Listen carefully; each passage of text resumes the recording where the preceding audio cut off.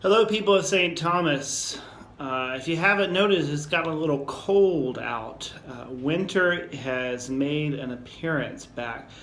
So, some of you may be getting a little fatigued with all this wonderful winter weather.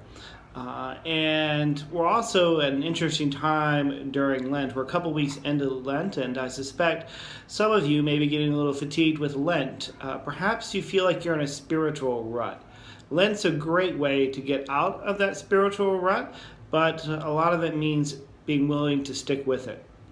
For those of you who may feel like you're within a spiritual rut, who may feel perhaps distant from God or just kind of blasé, I'm going to offer a couple ways in which that you can perhaps get out of that spiritual rut and perhaps see things a little bit differently. Number one would be, of course, gotta plug it. Join a group at church. Get to know some church people. There's actually some great church people here. We are blessed here at St. Thomas to have a lot of people who have a lot of knowledge about church and a lot of experience with church and with God and with figuring things out. So I invite you to get to know one of them.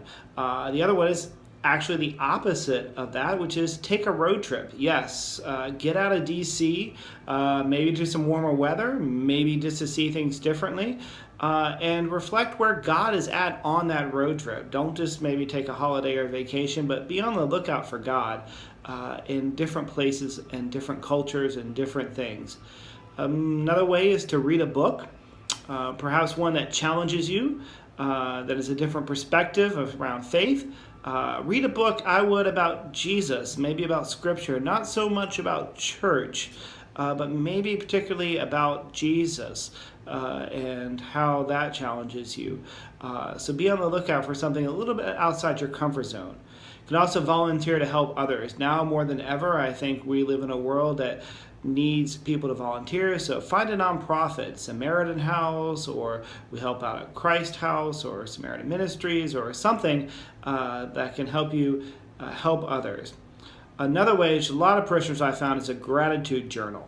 That's where you simply take a couple moments each day to sit down and write what you're thankful for.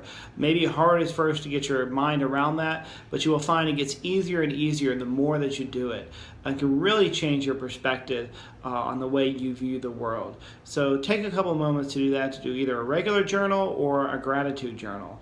And last, but certainly not least, how about cracking open that Bible? People ask, how should I read the Bible? I say you can start anywhere that you want. The important thing is that you read it over and over again. The Psalms are a great place to start, though. They're right in the middle of the Bible. Just crack open the Bible and start reading the Psalms.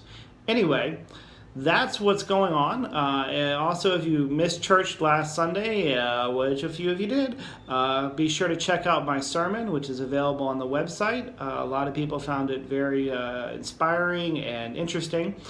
So please check that out if you get a moment. Otherwise, I will see you in church this Sunday. Take care.